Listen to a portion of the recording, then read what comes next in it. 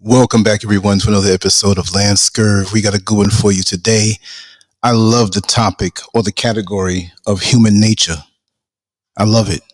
It's so complex to try to figure out why people are the way that they are. I've always been that way as a child. And it's always let me know that when a person is a certain way, there's a reason for it.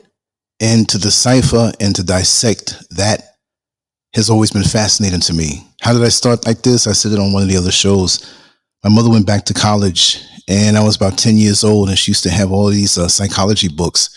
She had a psychology course and I would just read them. I mean, I really like reading those books when I was 10 years old. It just got me. And I always had a propensity for that, but I always love figuring out why a fool is a fool. Why the class clown is a class clown, why the person who's always serious and has the anger issues, what made him this way. And I think it was comic books that made me like this, because, you had the Incredible Hulk, the Fantastic Four, Spider-Man, Thor, Submariner, all of these dudes, the Avengers. They always had an issue somewhere along the line, the origin of the Incredible Hulk, the origin of Spider-Man, meaning, how did he get this way? What were their humble beginnings? What made them the way that they were? So it stuck in my head. What is the origin of why this man acts a fool? What is the origin of that flirtatious woman who's always wearing tops with plunging necklines? Like, why? Like, how? You know what I mean? And to figure it out by the signs that they gave you, that was always something fascinating to me. So I'm going to switch back to the show banner, and we're going to get on this topic. Okay, the name of the show is The Toxic Tactics of Your Narcissistic In-Laws That Keep You Being Their Scapegoat. I zeroed in on this because this is something that I had experienced personally. I'm not going to say in what relationship, when, where, how, whatever. Just understand I've been through this, and I could not believe how entire families in their dysfunction can work in unison, and you being the new ingredient into the soup, you become the scapegoat for everything in their life that's toxic. It's like, aha, we got somebody new. We'll leave him holding the bag. And you can see it so clear. And in my situation, I saw everything so clear. I was fooled, and when you see the facade melting off, it's like, whoa, this is deep. But what's really deep is when you get blamed for stuff that happened when you weren't even around. That's how deep this can get. And people will get emotional. They'll get emotional and really treat you like you're the one.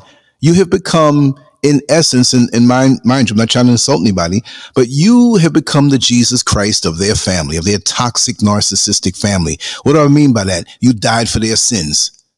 You didn't know these jokers 2 years ago, but they're blaming you for things that happened 20 years ago. I had one joker told me, you're trying to break up my family. And they brought up situations from like 20 years ago. You're yelling at me for something that happened with another family member and you from 20 years ago, but I get the blame. So I'm going to die for your sins. I have become the Jesus Christ of that family. And it's, I can't understand it.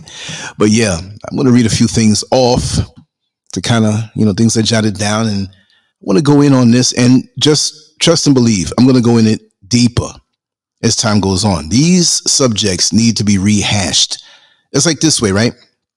So you take a trip from New York City and you go to Philadelphia, right? You go from New York to Philly. It doesn't take like hours and hours. It's not a long ride, really. And you get to Philly and you go to this restaurant.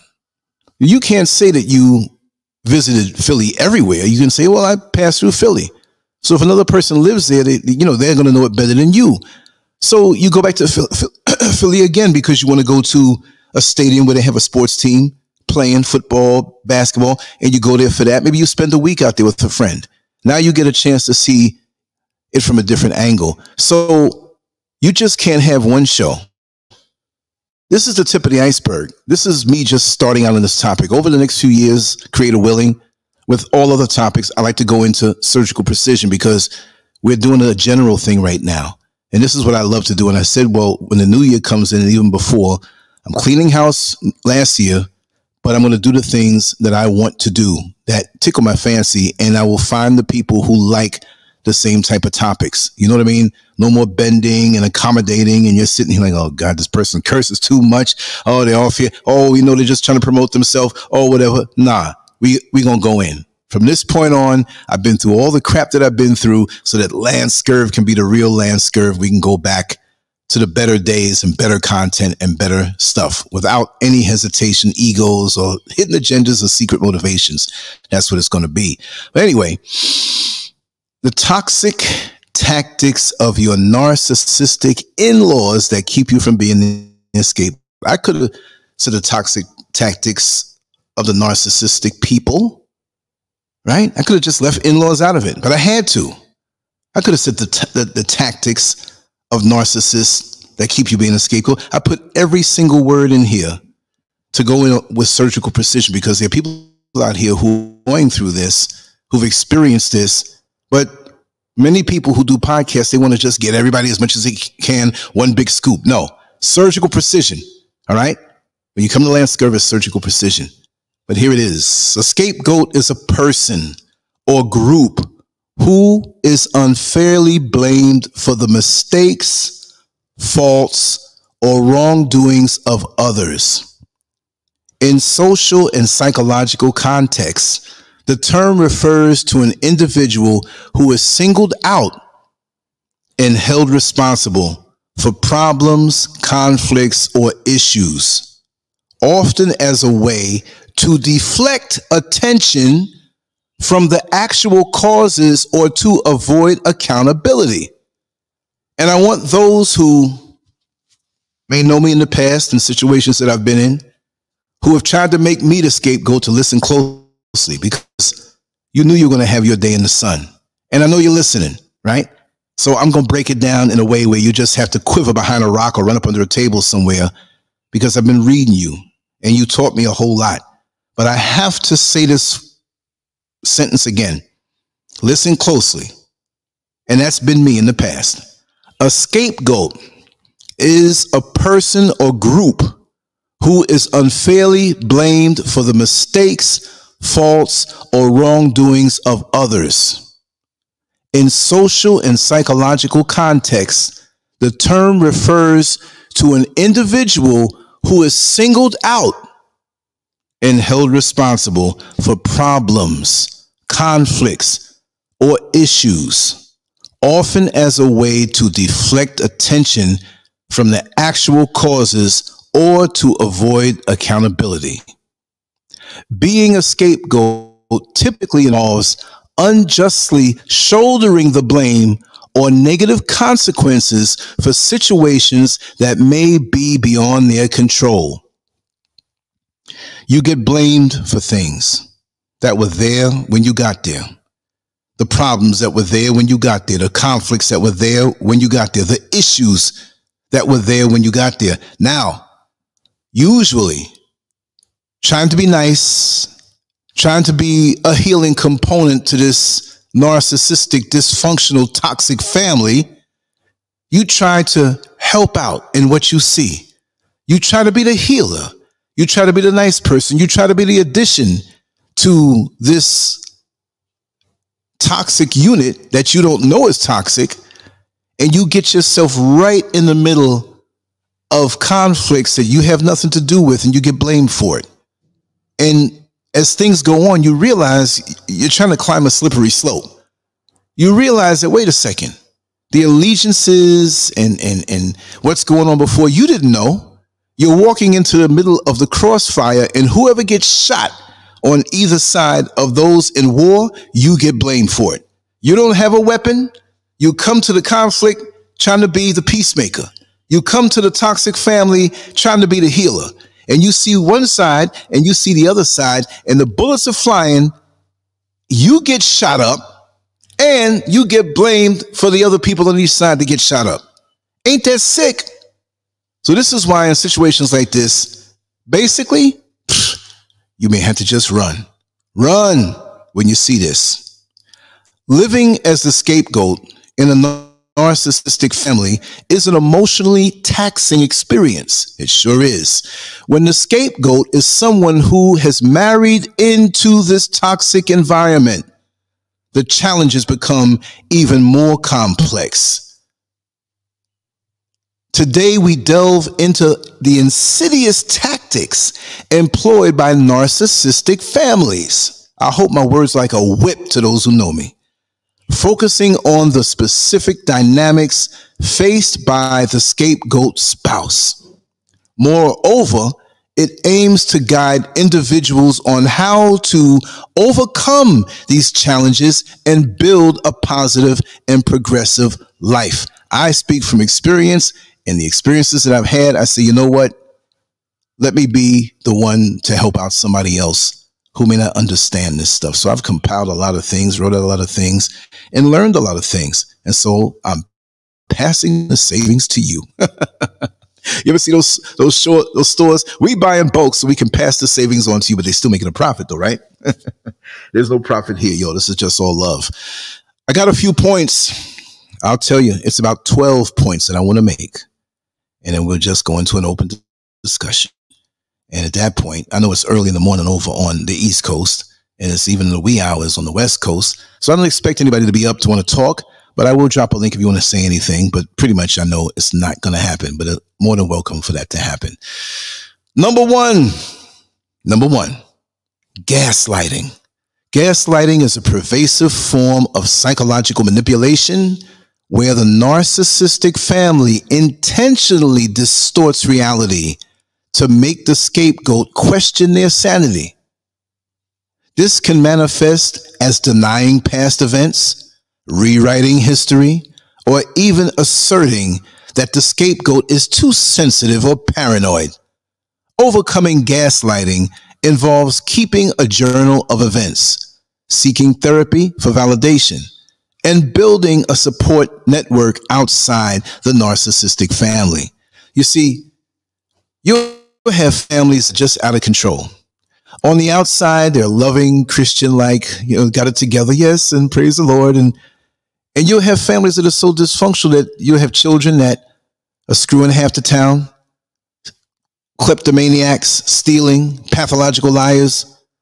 And when you have to deal with this and you face it head on, it's almost like, no, you're imagining this. This didn't happen. Or you get to the future, 5, 10 years down the line, and they already rewrote history like it never happened. It's like, wait a second. I caught hell. You know when you catch hell in life, right? I caught hell dealing with these little brats. And everything's all right. Everything is just whatever, but I'm the bad guy. You understand? So they rewrite history and deny things that happen. And when you do, right, they write you off as too sensitive or paranoid. Oh, it's past. Oh. So I can shoot you in the leg and then 3 years go by and it's the past and you're almost imagining things. The pain and frustration and years and energy that, oh God, it's not worth it, y'all. When you see that, kindly tiptoe, and don't turn your back now, tiptoe out the door and walk backwards so you keep your eyes on these people. Number 2, silent treatment, the silent treatment. Narcissistic families often use the silent treatment as a weapon to control and punish the scapegoat. To combat this, the scapegoat should focus on self-care, establish clear communication boundaries, and seek therapy to understand and address the emotional impact of being ignored. See, this is one area in those situations with these narcissistic families and the individuals out of that family who are just so screwed up they don't realize it, when they want to cut you off and tell you you're on your own and give you the silent treatment. Yo, y'all don't know me. As outspoken as I am, I'm very much a recluse. I'm very much a hermit. I'm very much one who can, you can put me in any situation where nobody talks to me for months. I'm talking about nobody. And I'm loving it. I'll read, I'll draw. Look, childhood for me was one extreme to the next. I was always the life of the party. My friends used to come over all the time. Wonderful childhood. But because I grew up as an only child, even though I have an older brother, he was older, he was out of the house, there was a lot of isolation and respect with it also. My door was never locked in my room. but my mother would always knock. You know what I mean? And I had my space. I loved it. I used to have my little 45 RPM records, my little 33 and the third albums, and play them. A little TV, watching Sports World, Wide World of Sports. You know, the boxing matches. Sometimes there's 3 boxing matches on at the same time. I'm there drawing. I did a book report for a Monday assignment, but I'm going to draw a nice book report cover. You know, I always got good marks and stuff like that. I love the isolation and the intensity. So what do you think I do now? I love it.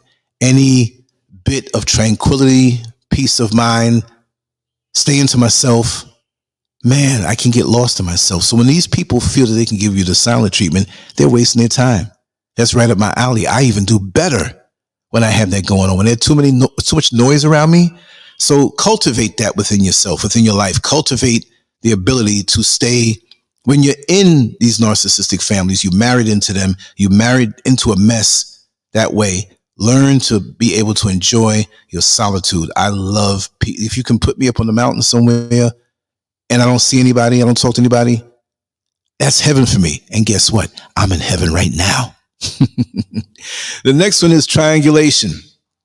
Triangulation involves creating conflicts and alliances within the family dynamic, forcing the scapegoat into a perpetual state of isolation.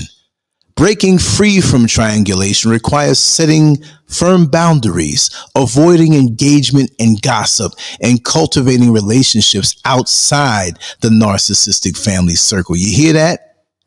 Breaking free from triangulation requires setting firm boundaries, avoiding engagement and gossip, and cultivating relationships outside the narcissistic family circle. When you're dealing with this family circle, these narcissists don't want, and this is a rule of mine anyway. This is a rule. So I didn't have to always, I always had relationships outside the narcissistic family circle. That's the way I am anyway, whether it's a narcissistic family circle or not.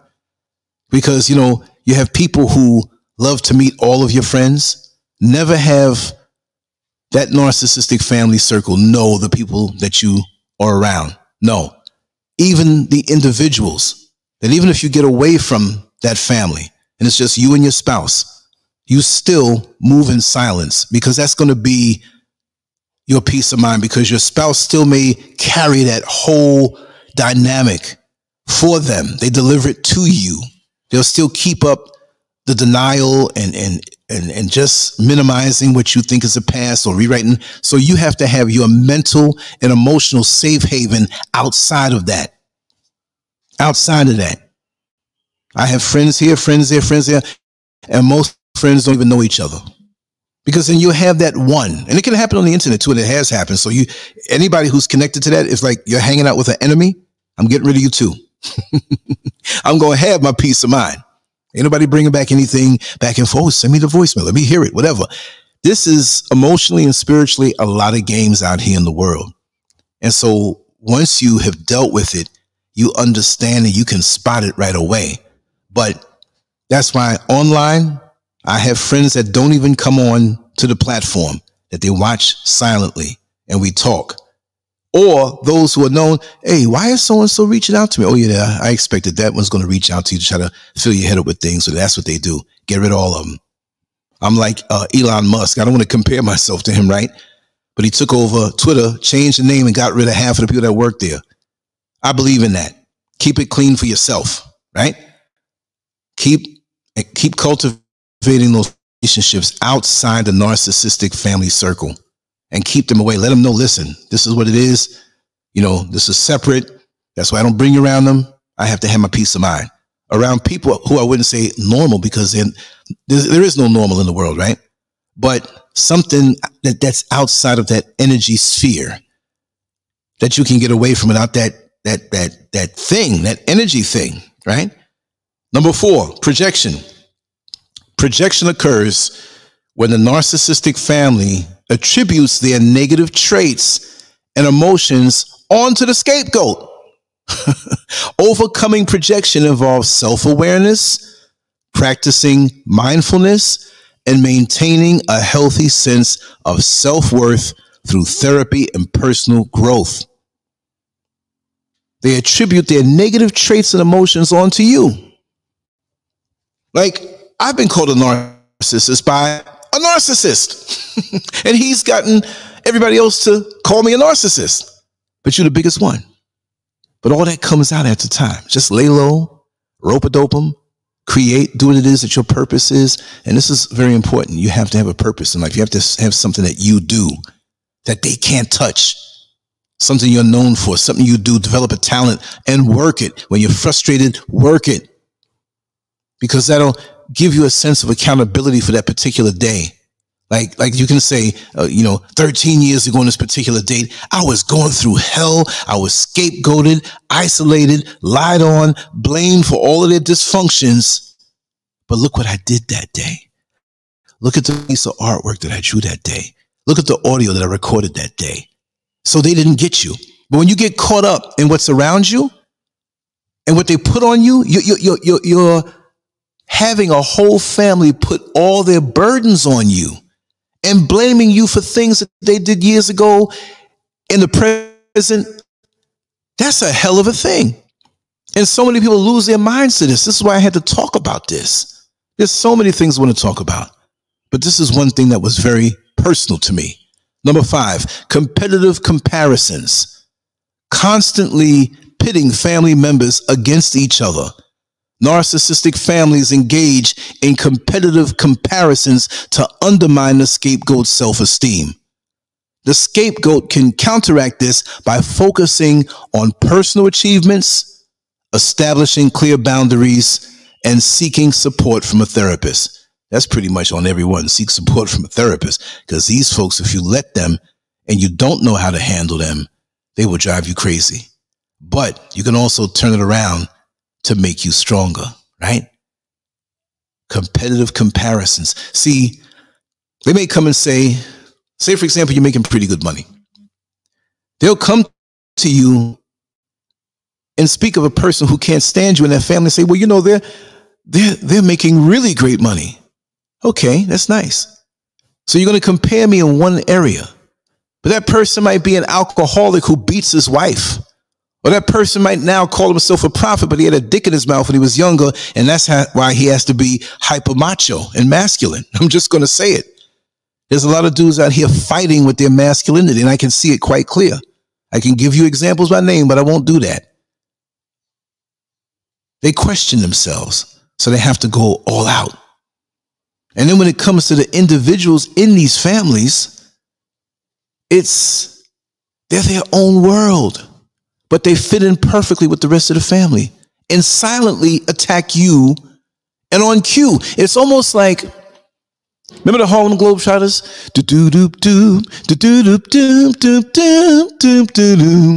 When I was a kid, I was like, if these guys are so good, why aren't they professional basketball players? But they were into the tricks.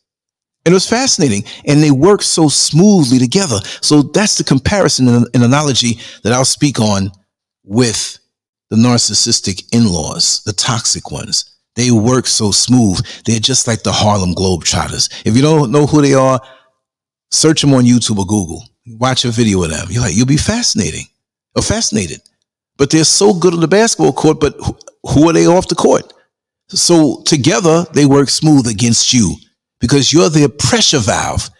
They love you being there. They don't love you, but you serve a purpose as being a pressure valve for the whole family, that you can bring your sins and bring your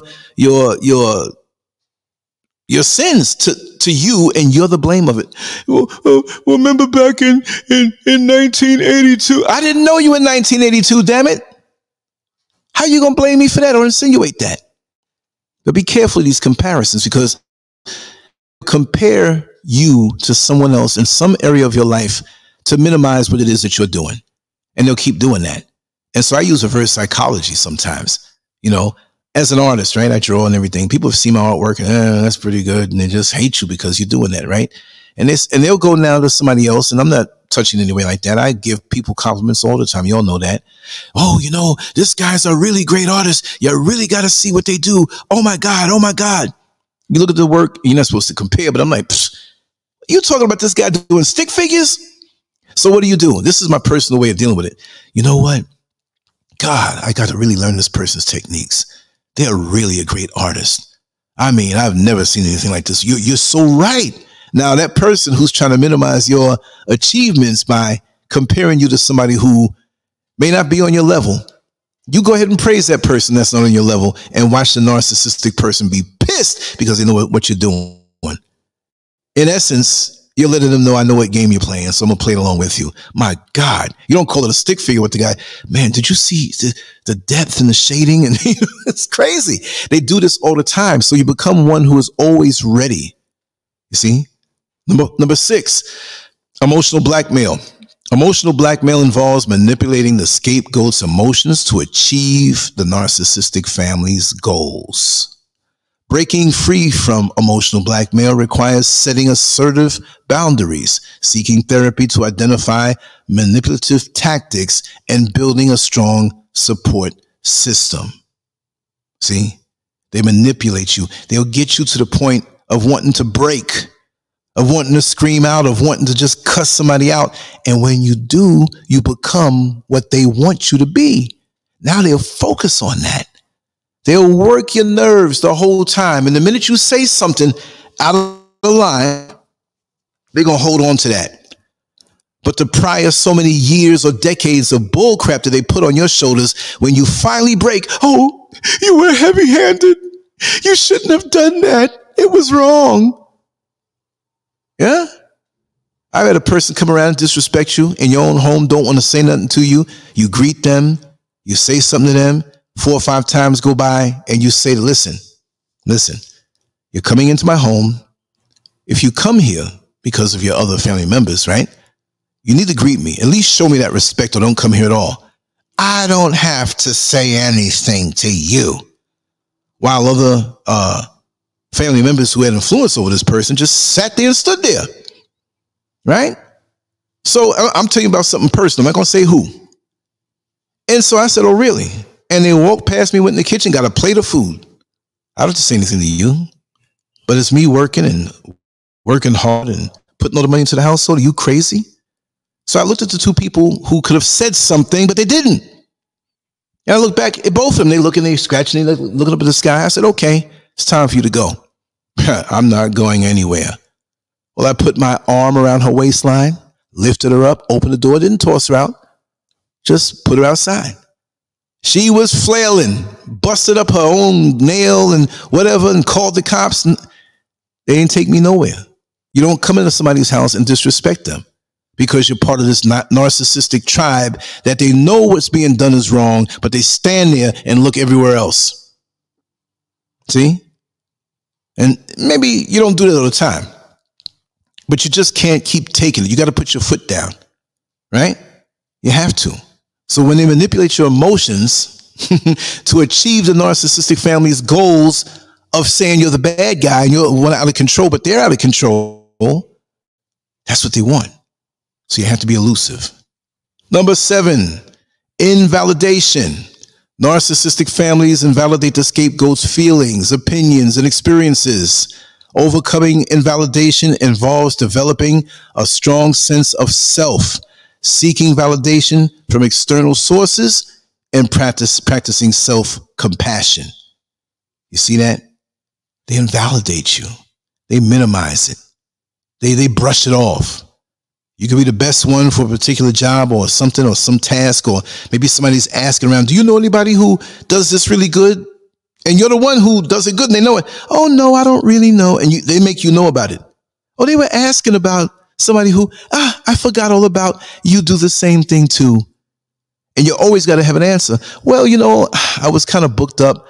I don't think I could have accommodated anyway. The contract that I had was paying me so much more money. You got to rub it right back in their face. See?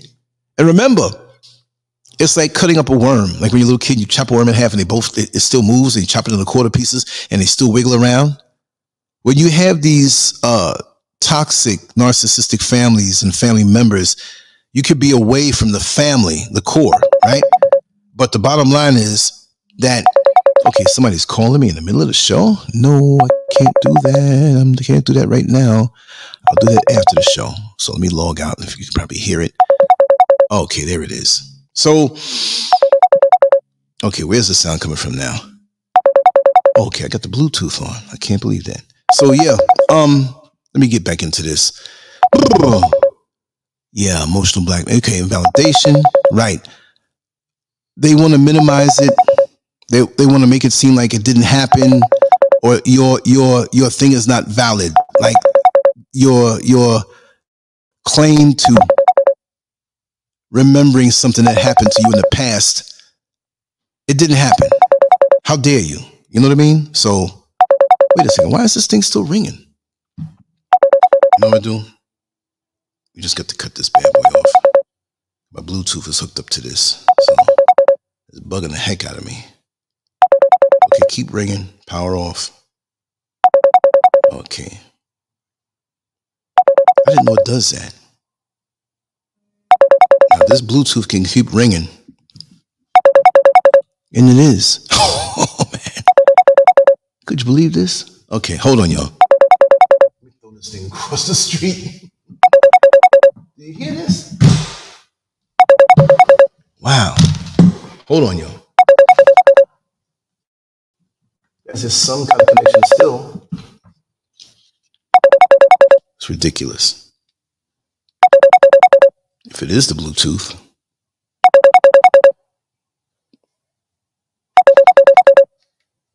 Wait a second. Okay. Okay, let it ring. I don't know how it rings like that. I hung the phone off, took the power off. It's still ringing. I just had to cut the volume down.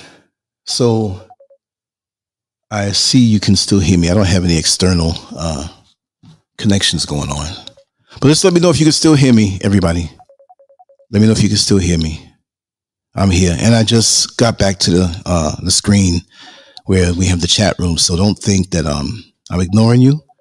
We have Raw Reality, Mern82, and the both of you are rocking it. Let me just highlight your comments and just let me know. Give me a thumbs up or something just to say, hey, you know, I can still hear you. From my end, I know that, let me see, is this thing still ringing? Oh, damn, excuse me. It's still ringing, but the person hung up and the phone's not connected. How does that happen? How does that work?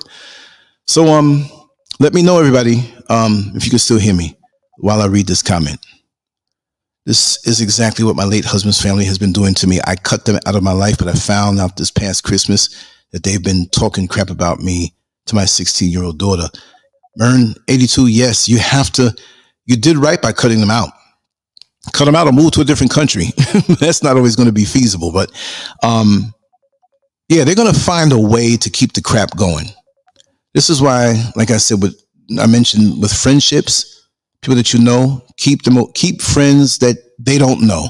Keep people that you know away from them in different factions, because even still, like a lot of my friends I grew up with, we're all one core.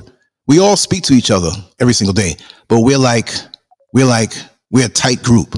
We're a tight group. We don't go for it. When you meet other people, keep them away from the narcissistic core.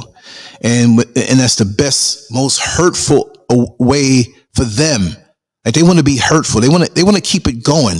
These type of families have to keep this stuff going from generation to generation. You'll be old and on your way out of here, and they'll still be talking mess or rehashing stuff, and the younger folks in the next generation will have it. The best way is to cut them all off. Oh, why haven't you called me? No, I'm not calling you. For what? Because as the children get older in those families, this may not be your situation, but there are children that come up, you know, and they will try to approach your 16-year-old daughter and keep it going in that generation and argue about stuff and add stuff in. And the older folks that were there when the original stuff was being put out there, they love it because it keeps their stuff going. You know what I mean? Yeah. Yeah. Raw Reality says they're trying to turn your daughter against. Yeah, that's what it is. And Mern says, when I called and confronted them, I became the person that started stuff that day, and they hung up in my face. Ain't that something? Ain't that something? They're messed up, you know? Yeah, let me see what you said here. I can still hear the phone in the background. That is the NSA doing that. Let me tell you something. I'm just going to touch on it right now, and I'm going to put it out public. With me personally, I'm convinced. You know, we've had people, and this is off topic. This is like a little verbal commercial break. I'll just say this much. I'm seeing how the powers that be watch and observe and whatever. So that's why forget narcissistic in-laws. It's going to be hard. Unless they can read my thoughts, what I do, I'm living the way I want. And it's very hard for these entities to, I'm not going to say come after me, but to monitor, because you got monitoring spirits. Let me tell you something. The things that that are revealed to me in my own personal life, you all are seeing stuff online, how they go after people and the technology that they have and stuff like that. I'm going to tell you, this stuff is real. It's real. And you have to be an extreme person to endure it. And I'm that extreme nutcase that's built for it because I'm living life and I'm enjoying it. And they just can't understand, how can this man isolate like this and we can't get the intel on him? Like, I'm not some crazy person going to start some movement and overthrow anything. I'm no threat. But it's because I'm free and I'm a free thinker and I speak my mind, and they're afraid of that connecting with others. I'm no different than anybody here in this chat room. We have some great people, those who are here now and those who come through. I know who the agents are. You won't see them anymore. And I'm aggressively looking to weed more out. But it's crazy. It's crazy. Watch. Let's turn this thing up and see if it's still ringing. Did it stop? You hear it, right? I don't know. What's the source of it? I cut everything off. You hear it, right? This is not some sound effect that I have to convince you of that. Where in the hell is that coming from? And other things too that are not coincidences. And you know, it's funny to me because what I do comes from the inside. Yeah. And there's other things. I'm going to have maybe, I'm not going to say Patreon because there's a couple people paying and hanging around on my Patreon that it's crazy, man. They'll pay to be, we're going to have something on a conference call that never goes up. That we're going to do it. I'll save it, but I want to share some things with just a handful of people. I'll put it out there. Good day, Terry Speeds 49. Welcome on in. Let me continue with this list. For those just coming in, the title of this show is The Toxic Tactics of Your Narcissistic In-Laws That Keep You Being Their Scapegoat. See, when you remove yourself from being a scapegoat where there's zero contact, zero, when you deal with a narcissist anyway, when you're done with them, when you realize what their purpose is in your life, zero. If you're dropping dead in the middle of the road, do not call out to them. I mean, you have to think that. And the same thing goes for them. That no matter what happens, you are on your own, right? You are on your own. I've erased you, zero contact. That's what you have to do. That's the only way to deal with it. Let me take my shirt off. I'm over here sweating. Oh, God. This is Africa, y'all. It's summertime all year round. Okay, let's get back down with the list. Okay. Number 8, selective memory. The selective memory tactic involves conveniently forgetting positive contributions or achievements of the scapegoat. The scapegoat can counteract this by keeping a record of accomplishments, sharing achievements with a trusted support system, and seeking external validation. Let me tell you something. You can be in this narcissistic family, not that everyone is living with you, right? Doesn't mean they're all under the same roof, but they might as well be because they're all up in your business. You understand? And all the good that you've ever done is minimized. You can work and give your whole paycheck, work an extra job, don't spend nothing on yourself for years, but it's minimized. And then you have one family member who does one thing. Oh, they're responsible for this and they loan me this money. So wait a second. This little bit of money they loan you this one time beats all of the years of it, and the whole family will roll with it. Oh, he's so wonderful for giving that money. Oh, hey, wait a second. But I've been holding it down, and they'll all get together and minimize you, right? It is crazy. The gaslighting, and it's crazy how they have this selective memory. Forget everything good that you did. And it makes you feel like, damn, why did I invest my time, my energy? Pull out, y'all. I don't care if you've been in that situation 20 years. Pull out. Even if you're going to stay with the person you're married to and you had that narcissistic family, get ghost on them. And you're going to hear things, and they're going to try to draw you in. They may even try to come and compliment you, and you think, oh, it's a new day. They put you in, bang, they smash you again. They smash you again. Stay away from all of them, because some of them will play victim and want to come to you because, yes, I see why you are the way you are, because they did that. And then you try to give them advice, and they'll run back and tell the person that they came to talk to you about in the first place. And now you're in a hot mess because you're in their business. It's not your business. Stay out of it. It's their family business. You are an outsider, but the only role that you have with them is that you are the scapegoat. You are the scapegoat. Don't forget that. Number 9, casting the scapegoat. The narcissistic family deliberately casts the scapegoat as the troublemaker or problem within the family. You know something? You just got here, you the problem. Overcoming this involves maintaining self-awareness, seeking therapy for validation, and considering the option of distancing oneself from the toxic family environment. Amen. Let me get a show of hands. That's the best way. I'm telling you, option of distancing oneself from the toxic family environment. Don't go to their barbecues. Don't go to their weddings. Don't go to their funerals. Don't go to their organizational meetings that they invite you to and you think, well, they'll be sitting over there and I'll be, no time spent. Don't even let them see you. The only way they can see you, like me now, right? I do YouTube and I do different things on social media. They all go on and they peer at you and they act like they don't know you, right? And I act like I don't know them either. Stay away from me. I'm gone.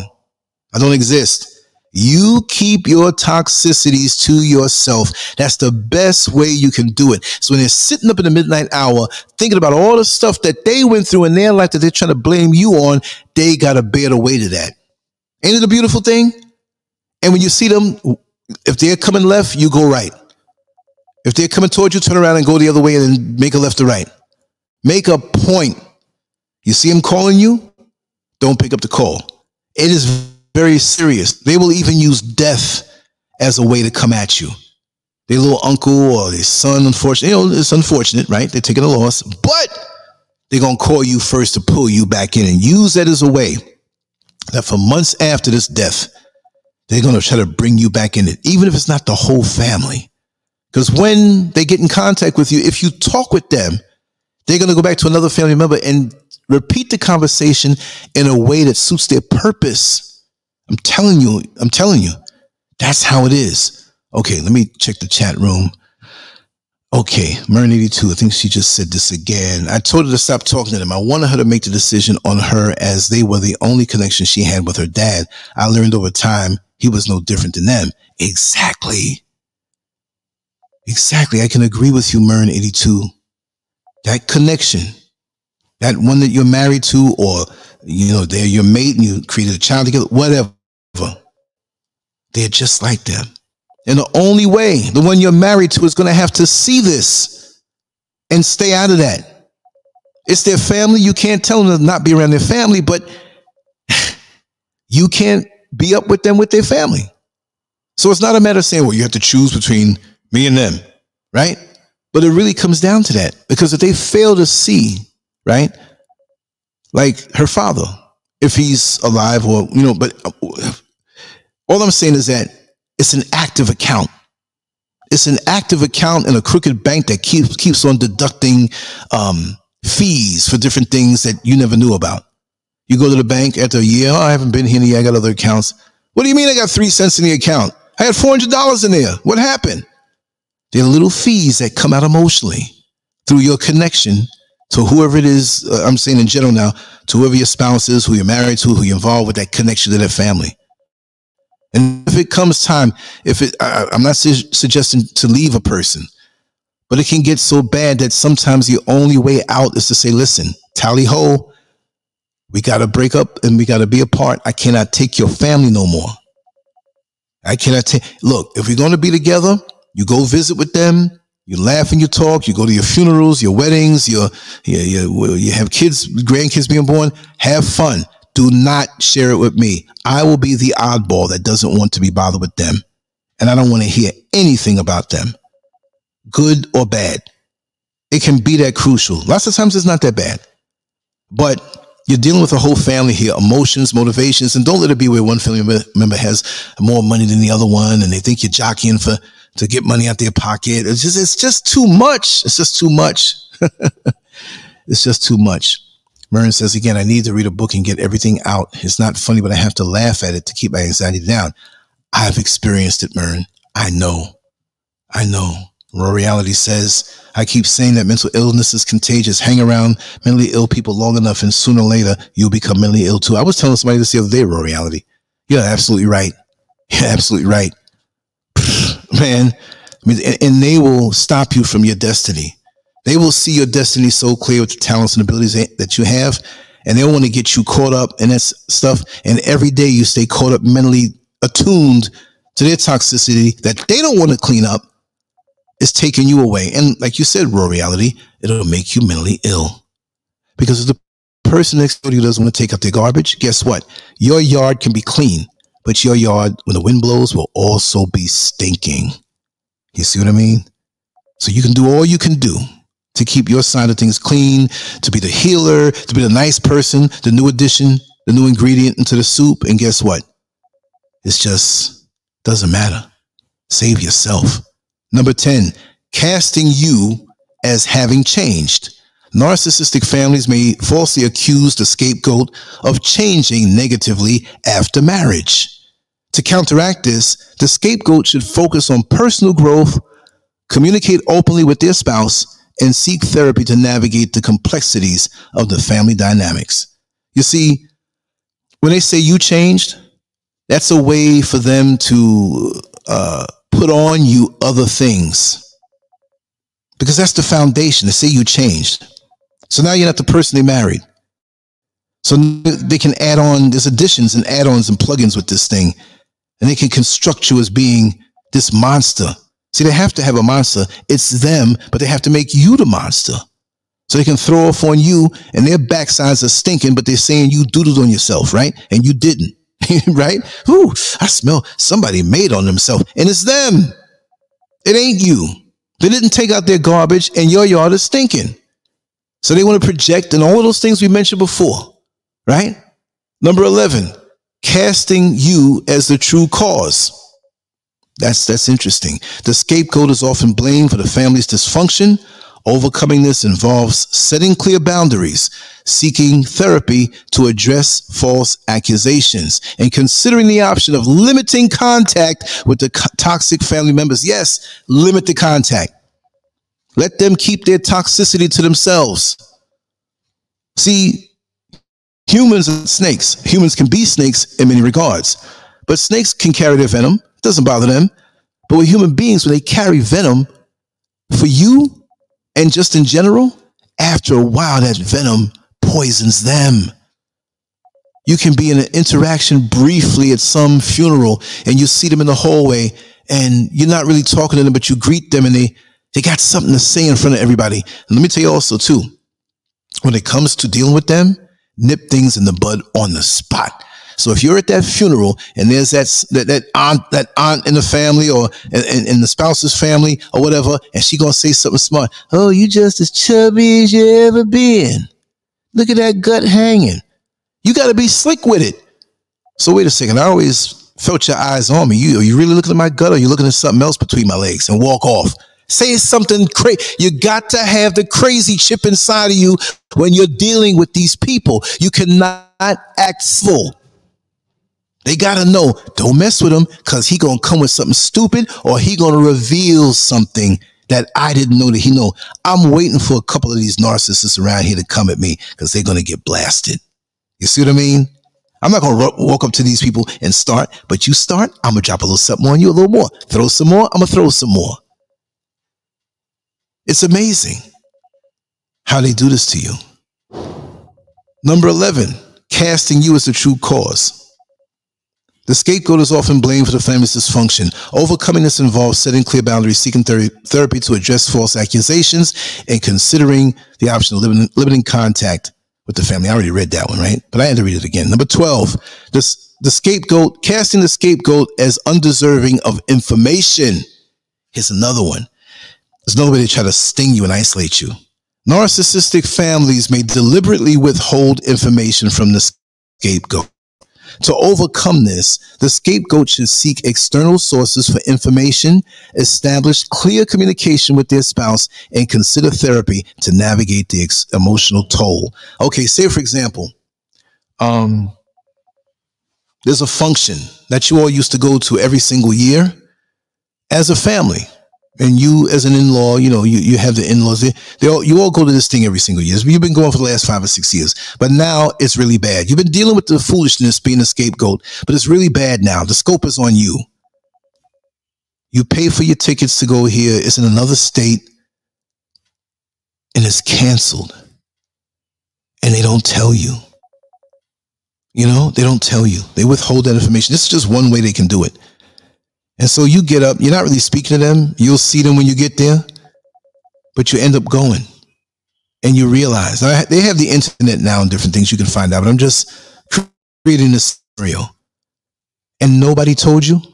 And you went all the way to Arkansas somewhere from Florida or from North Carolina, from New York, and there's nobody there and they're not there. So in essence, they knew and you realize it. And they're making jokes about it, but they were not going to say anything, you know? And they'll say, oh, how you been these last few days? And you mad as hell. You could have told me, right? Took a little trip to Arkansas, hung out a little bit, and they know you went, right? You know, I just played the lottery there, and you're not going to lie about it, but I hit for $10,000, so it was really lucrative for me. Now they're broke and need money. They can't ask you. I'm just saying, even they lie on you. I'm not saying be a liar, but you better know how to be like a lawyer and twist things around and hit back. It's like a boxing match. We're supposed to fight clean. We're not going to use no headbutts, no elbows, and no low blows. But the minute you hit me with a headbutt, an elbow, or a low blow, you best believe you have it coming back, and it's going to be twice the amount. And you keep doing it, I'm going to increase it. You can't have any mercy with these people. You can't, because they're angry at you for being less toxic. Let's put it that way. You're not toxic, but they see how you're a clean vessel and they resent you for that. Like even me, whenever I speak on my family upbringing and how, you know, I had a drug addicted brother older than me, but he was never in the house. I always yearned for a relationship with him, right? And I did in a spotty way. But other than that, my childhood was the bomb. I loved it. And I realized for those men who have had resentment and venom for their father and and God knows what else happened to them, right? Like I said, I suspect a lot of these guys, they were molested in certain situations in my inner circle. Or not my inner circle, but just in those situations.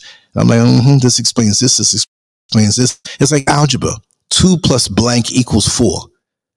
So you got to figure out what the blank is. So what can be added to 2 to make it 4? Well, 2 is 2 less than 4, so it has to be 2. So it's not even just a straight equation. When you have multiple equations that tell you, you already know what it is. Remember, I'm the 10-year-old who was reading those psychology books and never stopped. I don't know terminology like that, but with the gift of discernment, which I do have to different degrees.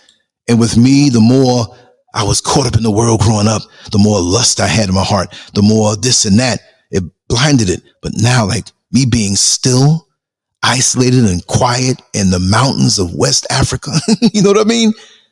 Like somebody came and knocked the door yesterday. Too much information, but I have to say my style of living. Person knocked the door. I was about to run to the door and I realized I was naked from head to toe. And I spent my whole day like that inside. Went out on the balcony, I was naked. I'm not saying that to put it out there that I was naked. I'm saying that I'm so away from the realities of other people who want to throw off on me. I'm in my own world. Matter of fact, I'm in that state right now. Camera, do not come on. Because I'm free. And I realized I had to grab a towel and a t-shirt and say, hey, I'll come around the back. You see what I mean? Like you're so far away from that. Let them have their toxicities. That's the best revenge. That's the best revenge. Let me read Raw Reality and Mern. Yes, the reason they throw the focus on you is to cover up the dirty shit they do that they do. They don't want anyone calling them out on their shit. Exactly. I'm waiting for anyone to throw something on me. I got a long laundry list. If you don't see a therapist, find a legit life health coaching course or find a life health coach. I did a lot of inner work and got my certification in the process. Very eye-opening. That's beautiful, Murray. You turned a negative into a positive. And that will be something that you'll be able to help your daughter with. You know, turn the negative into the positive. How can I turn this thing around into the positive? With me, it was a lot of awareness. Sometimes I didn't know the terminology of things, but I knew how to deal with it because they got a natural propensity, natural ability to deal with that. It's like I got radar. When I know somebody's coming for me a certain way or whatever, they get cut first. And they turn around, oh, how did he know? I got that feeling. And it's even more amplified now. And it's so much more peace to not have to deal with these venomous people who want to make you the issue that they had over their whole entire life. No. I'm not going to stop saying it. And I know a lot of people had challenges in their childhood growing up, but I didn't. I didn't have those things. The only thorn on my side was my brother who was drug addicted and still drug addicted to this day. That hurts me, but I had enough of it that was good. And it undergirded me because let me tell you something. If I didn't have that, it would have really messed me up because I would have had no means of comparison.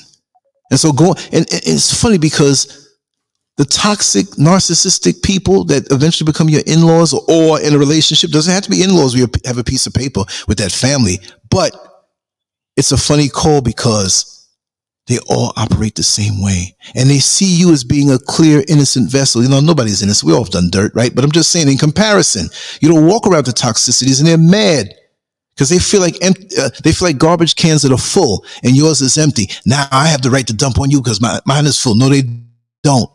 No, they don't. No way. You see what I mean? So anyway, I'm going to wrap this down. I'm going to come back with something later on. We're doing a whole lot. You'll be able to understand. And let me know when you want to open up the conference line and we can talk in person live.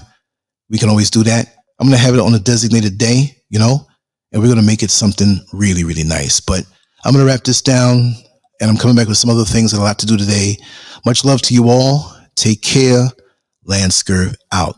Leave your comments on this particular post on LanceScurv.com. I'll post it as the music plays. Much love.